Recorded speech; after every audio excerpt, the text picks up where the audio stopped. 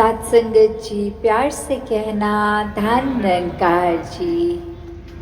संबलपुर शहर में जहाँ सब सत्संग के लिए आए हैं, और ये जगह का नाम भी संबलपुर, जैसे संभाल किसी चीज़ की, एक चीज़ को संभालना संबलपुर, और खुद भी जीवन भर संभल संभल के चलना। तो कैसे ये निराकार, ये परमात्मा जब एक ब्रह्म ज्ञान की द्वारा एक जीवन में आता है, तो फिर जीवन भर इसकी संभाल करनी है। और ये संभाल कैसे करनी है? ये संभाल तो कुछ उस तरह का धन नहीं है जो बैंक के लॉकर में रख देते हैं और संभल जाता है। ये तो दात जितनी खर्चोगे उतनी संभलेगी। तो बात वही इसी ब्रह्म ज्ञान को, ये परमात्मा की प्राप्ति को, जहाँ मीराबाई जी ने भी गा गा के समझाया कि ये राम रतन धन है, वस्तु अमोलक है, कि कैसे ये सच्ची दौलत है और इसकी संभाल करनी है जीवन भर। ये जब सद्गुरु द्वारा ये समझ, ये परमात्मा के दर्शन उनको भी हुए, तभी उन्होंने ये गांव-गांव, नगर-नगर जाकर एक अपने भजनों में ये संदेश दिया कि जीते जी अपने जीवन में इस परमात्मा की प्राप्ति की जा सकती है। और कैसे जो प्राप्त कर लेते हैं इस परमात्मा को, वो भक्त वाला जीवन जीते हैं। उनके जीवन में फिर परमात्मा से उनकी इतनी करीबी एक दिल का रिश्ता बन जाता है, तो वो अंग संग एक हर जगह ही कण कण में ये परमात्मा नज़र आता है। तो ऐसा ही जीवन हर किसी के हिस्से भी आ सकता है। बस ये जीते जी ब्रह्म ज्ञान लेकर अपना ये जो आत्मा का नाता परमात्मा से ये पहचान करानी है। तो आज भी बार बार संत वही आवाज़ दे रहे थे कि जीवन में ये सुनहरा अवसर है, इसको ले लो और अपनी आत्मा का कल्याण कर लो। कैसे जीवन में जब ये परमात्मा मन में बस जाता है, तो फिर दिल से कोई अहंकार रूप, नफरत रूप, वैर विरोध, ऐसे कठोर भाव अपने आप ही दूर हो जाते हैं।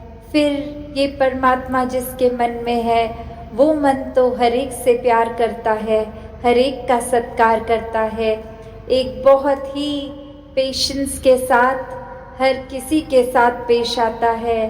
वो मन में ठहराव, वो स्थिरता खुद ब खुद आ जाती है, क्योंकि इस स्थिर परमात्मा के साथ जुड़ गया मन। और कैसे ये संसार की चाहे कुछ भी चीज़ें इस परमात्मा ने दी हैं, चाहे घर का रूप है, चाहे वो धन का रूप है, चाहे महल रूप में कोई रह रहा है या झोपड़ी रूप में, तो बात वही कि जिन्होंने ये समझ लिया कि ये तो सिर्फ गुजरान मात्र है, इसके साथ जुड़ना नहीं, इसमें कोई परमात्मा की दी हुई चीज़ है, तो उसमें कोई शिकायत नहीं करनी। जो अपने जीवन को इस तरह जीते हैं, वो परमात्मा के शुक्राने भाव में ही हर समय रहते हैं। वो इस निराकार से अपना नाता और गहरा हर पल करते हैं। तो कैसे एक संसार में जहाँ इस परमात्मा के साथ अंग संग हर समय जीने वाले ही एक अच्छे संत की तरह युगों युगों से ही हर किसी ने उनको जाना। और आज भी वही बात कि संसार में जहाँ हम देखते हैं कि एक जो धर्म की बात की जाती है कि सच्चा धर्म क्या है, जहाँ आध्यात्मिकता की बात आती है, वहाँ फिर एक ही धर्म होता है, वो है मानव धर्म। कि कैसे इंसानियत को अपने जीवन में जीने वाले ही जो सच्चे इंसान की पहचान, वो एक सिखलाई, एक उस तरह की सिखलाई नहीं जैसे कुछ किसी ने बोल दिया और वो करा, नहीं, ये अंदर से दिल से अच्छाई निकलती है और ये अच्छाई इसलिए क्योंकि परमात्मा इस दिल में समाया हुआ है। तो कैसे एक इंसानियत वाले मार्ग को युगों युगों से संत समझाते आए हैं कि जब इस परमात्मा के साथ मेल हो जाएगा तो ही एक इंसानियत दिल में जन्म लेगी और उसी इंसानियत को फिर ताउम्र जीना है और वो बिल्कुल एक एफर्टलेस तरीके से हो जाता है। फिर एक खुद को याद नहीं दिलाना पड़ता कि हमें अच्छा पेश आना है, वो अच्छाई खुद ब खुद आ जाती है। तो कैसे इस संसार में हर कोई जहाँ एक अपनी आस्था अनुसार चाहे इस परमात्मा को कोई भी नाम देता हो, कहीं पे भी विश्वास अपना जोड़ता हो, तो बात वही कि जिस परमात्मा का नाम जपते हैं पहले उसको जान लें, क्योंकि एक जानने के बाद इसके साथ और प्यार गहरा होता है और जब ये प्यार गहरा हो जाता है फिर एक इंसान खुद ही प्यार बन जाता है और जब इंसान खुद प्यार बन गया तो उसको फिर कोई भी इंसान सामने वाला उसमें कोई भेदभाव नहीं नज़र आता। एक ये जो भिन्न भिन्न तरह के चाहे एक रंग रूप खान पान बोली भाषा ऐसे कितने ही एक वजह है कि हर इंसान दूसरे से अलग दिखता है, पर अब इंसान एक प्यार की भाषा ही बोल रहा है क्योंकि इंसान को पता है कि जो परमात्मा मेरे दिल में है, मेरे अंदर है, वही सभी के अंदर है और इसी परमात्मा का रूप सब में देखना है। कोई ऊंच नीच नहीं, कोई एक किसी को नीची दृष्टि से नहीं, फिर हर एक को आदर सम्मान की नज़र से एक बात जो वो एकत्व की होती है। जब इस परमात्मा और आत्मा का एकत्व हो गया तो फिर यही परमात्मा सभी में है, तो हर एक के साथ पूरे संसार में ये एकत्व हो जाता है। ये दिल से दिल की दूरी ये ख़त्म हो जाती है।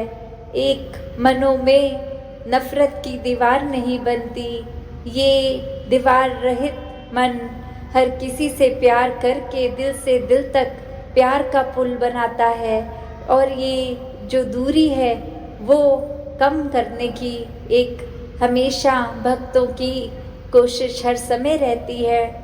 साथ ही भक्त अपने जीवन में ये जानते हैं कि हमारा जीवन तो एक सफल जीवन बन गया है, तो उसके बाद भी एक संत भक्त कहीं ये मानकर कि हमारा जीवन तो सफल हो गया है, अब हम आराम से बैठ जाएं, नहीं, उनके अंदर तो पूरे संसार के हर व्यक्ति के लिए एक वरदानीय जीवन उनका होता है। तो मन से हर एक की भलाई ही उनको एक आती है कि हम हर किसी के वो ये बात पहुंचाएं कि हर कोई संत बन सकता है, हर किसी के हृदय में परमात्मा है, तो वो संत प्रवृत्ति भी है। Every soul is potentially divine, कि कैसे ये दैव्यता हर एक में ही है और जो इस परमात्मा को जानकर अपना जीवन इन दैवीय मानवीय गुणों पर चला लेता है, वो फिर संत प्रवृत्ति वाले हो जाते हैं। वो खुद भी जहाँ अपना जीवन इस परमात्मा के साथ जुड़कर सफल करते हैं, वो संसार भर में यही संदेश देते हैं कि जो रोशनी हमने पा ली है, जो सच्चाई के साथ जुड़ गए हैं, वही सच्चाई हर एक के जीवन में आए ताकि अज्ञानता रूपी अंधकार हर एक के जीवन से चला जाए। ये जो वैर विरोध की भावना है वो चली जाए। ये एक सच्चाई हर समय जो रहने वाली ये दात, ये निराकार, इस सच्चाई ने तो कभी नहीं बदलना, ना इसने कभी कटना है, घटना है, बढ़ना है। ये तो हर समय से इस पूरे ब्रह्मांड के शुरुआत से भी पहले अपनी जगह इसी तरह स्थिर थी। इसके बाद भी ये जब नष्ट हो जाएगा तो भी इस सच्चाई ने ही रहना है। तो इसी सच्चाई को, जो निराकार है, जो इसका रूपाकार नहीं, ऐसे परमात्मा को जान के जो एक अपने मन को इसमें एक जोड़ लेते हैं, आत्मा और परमात्मा का मेल कर लेते हैं, फिर वो जीते जी भी किसी भरम भुलेखे में नहीं पड़ते। वो एक सच्चाई को जान गए हैं, सच्चाई के साथ अंग संघर्ष में रह रहे हैं, तो फिर ये सच्चाई उनके जीवन में है और वो कोशिश की हर कोई इस सच्चाई के ही जीवन में जिए, हर कोई इस परमात्मा के साथ जिए।